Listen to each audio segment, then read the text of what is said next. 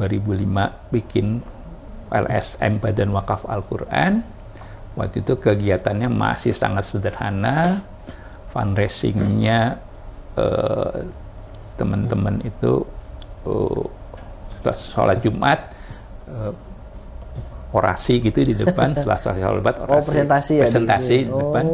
Tapi presentasinya bukan presentasi proyek, karena kami belum punya proyek ketika itu kan. Presentasi tentang wakaf Al-Quran. Siapa yang mau membantu wakaf Al-Quran ini silahkan mengisi sorban di belakang. Gitu. Itu berarti setelah sholat Jumat apa? Setelah sholat Jumat. Sorban di belakang. Nah, terkumpullah ketika itu beberapa dana untuk wakaf Al-Quran. Nah, setelah terkumpul dana wakaf Quran itu baru kita mulai membeli Al-Qurannya. Waktu itu ingat betul tuh, Al-Quran pertama yang dibeli di BWA itu penerbitnya dari Bandung. Kertasnya detail banget ya. Bukan HVS, yang di bawah HVS itu yang kertas untuk coret-coretan kalau kita ini. Kertas buram ya. Kertas buram gitu. Itu ya, berarti kertas buram. Kertas buram, penerbit di Bandung. Yang waktu itu Al-Quran yang ada di Indonesia itu belum seperti sekarang. Kalau sekarang kan sudah Al-Quran pojok dan sebagainya gitu. Itu belum Al-Quran pojok ketika itu. Kita beli Al-Quran, kemudian kita mulai distribusikan. Nah, distribusi, salah satu lokasi distribusi yang dilakukan BWA ketika itu adalah ke kota Pekanbaru. Pekanbaru Riau. Nah, di Pekanbaru Riau itu ada satu masjid yang menolak menerima Al-Quran kami. Gitu. Kaget kita kan. Dia bilang apa? Ini bukan Quran ini. Bukan Quran gitu. Wah, ini kan Quran yang ada di Indonesia gitu. Ini bukan Quran ini. Oh, yang dia maksudkan itu apa? Kenapa dia bukan boleh adalah Al-Quran pojok yang dia maksudkan gitu. Al-Quran pojok. Karena kan Madinah mengeluarkan standar Al-Quran. Karena ini nggak mengikuti standar Madinah. Saya nggak ngerti itu Al-Quran apa. Kalau teman-teman yang belajar Al-Quran mungkin tahu itu. Ada yang bilang Al-Quran Bombay atau apa gitu waktu itu ya. Karena hurufnya besar-besar gitu kan, kertasnya kertas buram dan bukan Al-Quran pojok gitu kan. Dia bilang, ini bukan Quran ini gitu kan. Nah, belajar dari situ baru kita kemudian berikutnya kita cari Al-Quran pojok gitu.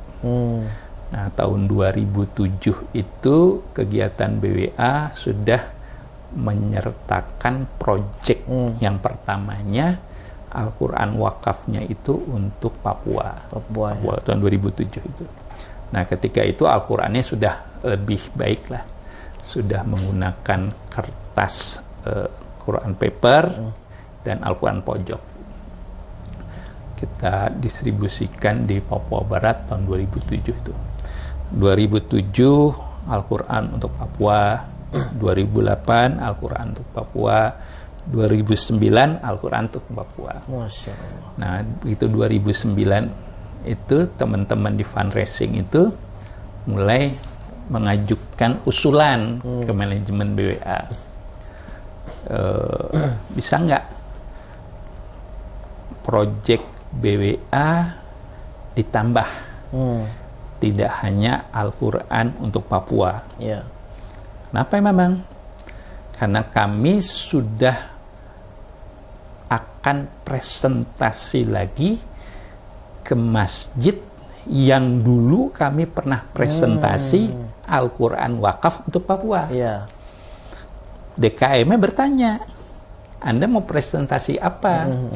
Al-Quran Papua? Loh kan dulu sudah. Nah, apa belum selesai gitu kan? Nah, ketika itu pertanyaan seperti itu. Jadi kami nggak enak nih kalau BWA punya proyek lainnya, punya program lainnya, tentu akan lebih mudah kami untuk presentasi. Akhirnya kami pikirkan, iya ya kayaknya memang kita harus ada tambahan program lainnya. Nah, mulailah kemudian BWA masuk ke program wakaf sarana air bersih.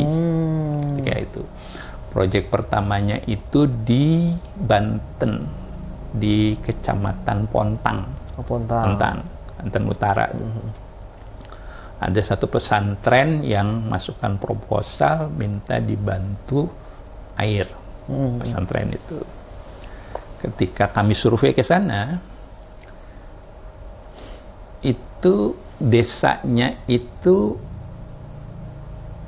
ada saluran irigasi, sodetan dari sungai, salah satu sungai, saya lupa sungai apa itu, saluran irigasi. Nah, itu adalah air tawar bagi penduduk desa. Sehingga penduduk desa itu mandi, cuci Di situ. itu di saluran irigasi itu. Dari mana itu saluran itu? Dari sungai itu. Dari sungai. Sodetan untuk sodetan. Jadi dialirkan ke saluran irigasi itu. Di situ gitu kan. Sementara di desa itu kalau kita gali sumur dengan tangan 3 meter sudah dapat air sebenarnya.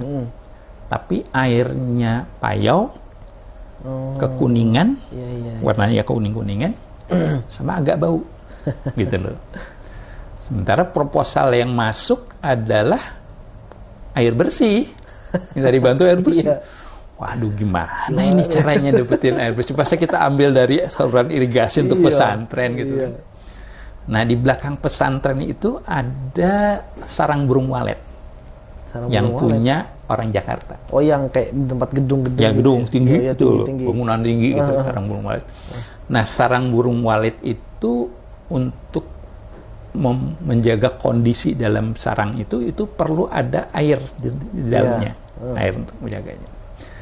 Dan kami lihat ada keran di situ. Oh, nah, kami tanya ke penjaga sarang burung walet itu, kebetulan orang desa situ. Pak, boleh nggak kami buka kerannya dan kami rasakan airnya? Oh, silahkan. Kami buka, kami rasakan, ternyata tawar. Oh, berarti di bawah tanah tuh ada.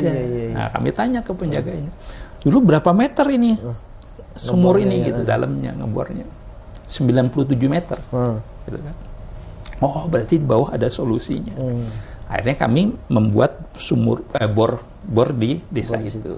Kedalaman kalau nggak salah 100 meter waktu. Begitu sampai 100 meter dinaikkan ke atas, tawar air.